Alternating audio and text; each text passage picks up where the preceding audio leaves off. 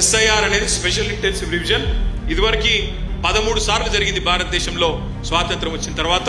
ఇది 14వ సారి. ప్రతి ఇంటికి రాష్ట్ర ప్రభుత్వ అధికారులు వచ్చి ప్రతి ఇంట్లో ఎవరుంటున్నారు, ఎంతమంది ఓటర్లు ఉన్నారు అని చెప్పి లెక్కలు తీసే కార్యక్రమం ఈ ఎస్ఐఆర్ అనే కార్యక్రమం.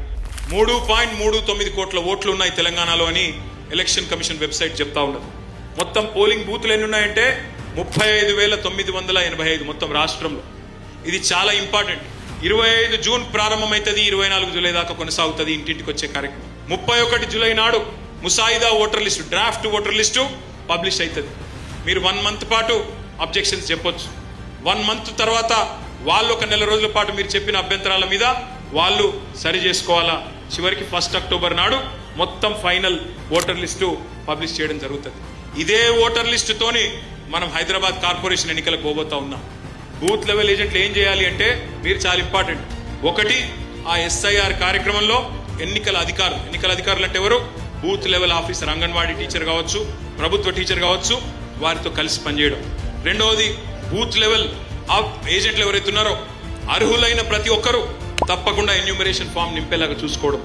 మూడవది, 18 ఏళ్లు నిండిన వాళ్ళు ఎవరైనా సరే మరి వాళ్ళందరినీ ఓటర్ జాబితాలో చేర్పించడం. నాలుగవది, ఓటర్ జాబితాలో ఉన్న డూప్లికేట్ ఓట్లు, చనిపోయిన వాళ్ళ ఓట్లు తొలగించేలాగా చూసుకోవడం.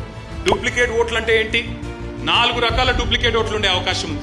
నెంబర్ 1, మీ కాన్స్టిట్యున్సీలోనే రెండో ఓటు ఉండే అవకాశం ఉంది. ఒక ఓటు కేపీహెచ్బిలో ఉండొచ్చు, ఇంకో ఓటు బేగంపేటలో ఉండొచ్చు. లేదా రెండవది, మీ పార్లమెంట్ కాన్స్టిట్యున్సీ లోపల ఉండొచ్చు. ఒక ఓటు కుకట్పల్లి ఉండొచ్చు, ఇంకో ఓటు కుత్బుల్లాపూర్లో ఉండొచ్చు.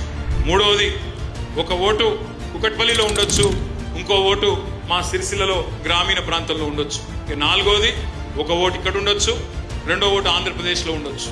ఇట్లా 4 రకాల డూప్లికేట్ ఓట్లు ఉండే అవకాశం ఉన్నది. ఎందుకంటే ఇప్పుడు ఈ ఎస్ఐఆర్ యొక్క ఉద్దేశం ఏంది? డూప్లికేట్ ఓట్లు లేకుండా ఒక మనిషికి ఒకటే ఓటు ఉండే విధంగా చూసుకోవడమే ఈ కార్యక్రమం యొక్క ఉద్దేశం. బెంగాల్లో 95 లక్షల ఓట్లు పోయినాయి. 27 లక్షల మంది కొట్లాడుతున్నారు కోర్టులో మాకు అన్యాయం జరిగింది అని. బీహార్లో 65 లక్షల ఓట్లు పోయినాయి, తొలగించారు. అందులో దాదాపు 10 లక్షల మంది కోర్టులో కొట్లాడుతూ ఉన్నారు. జూబ్లీహిల్స్ మొన్న జరిగిన ఎన్నిక ఇది. ఒక అమ్మాయి పేరు ఏ లావణ్య, భర్త పేరు ఏ శ్రీనివాస్. కానీ ఆమెకు దాదాపు 5 ఓట్లు ఉన్నాయి. 2 జూబ్లీహిల్స్లు ఉన్నాయి, ఒకటి ముషీరాబాద్, ఒకటి అంబర్పేట, ఒకటి ఖైరతాబాద్. ఇట్లా డూప్లికేట్ ఓట్లు ఎట్లున్నాయని లెక్క తీపిస్తే ఒక్కొక్క నియోజకవర్గంలో దగ్గర 30 నుంచి 40 వేల డూప్లికేట్ ఓట్లు ఉన్నాయి.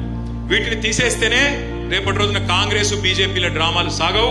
మనం ఇంకా పెద్ద మెజారిటీతో గెలిచే అవకాశం ఉంటుంది. కాబట్టి మీరు తప్పకుండా దయచేసి అందరూ సిన్సియర్గా ఈ లిస్టు చూడాలని చెప్పి నేను విజ్ఞప్తి చేస్తా ఉన్నాను. కొంత అనుమాన పడుతున్నారు మన మైనారిటీ సోదరులు, ఈ బీజేపీ వాళ్ళు మా ఓట్లు ఏమైనా తీసేస్తారేమో అని చెప్పి. ధైర్యంగా ఉండాలా. ఒక్క అర్హుడి ఓటు కూడా పోవడానికి వీల్లేదు. ఈ గులాబీ కండువా కప్పుకున్న వాళ్ళు మీకు రక్షణ కవచంలాగా ఉంటారు అనే సందేశం కింద ఉండే కార్యకర్తలకు ఇవ్వాలి. మీరు ఎన్ని పోలింగ్ బూత్లలో, ఎందుకంటే గెలుపు స్టార్ట్ అయ్యేది పోలింగ్ బూత్ నుంచే. మీరు మళ్ళీ ఎమ్మెల్యే గారు 72,000తో కాదు, ఈసారి 1,00,000 ఓట్లతో గెలవాలంటే బూత్ లెవెల్లో కరెక్ట్ గా వర్క్ జరిగితేనే, మీ బూత్ లో మంచి మెజారిటీ వస్తేనే, రేపు నిఖార్సైన ఓటు మిగిలితేనే మీరు మంచి మెజారిటీతో గెలిచే అవకాశం ఉంటుంది. జై తెలంగాణ.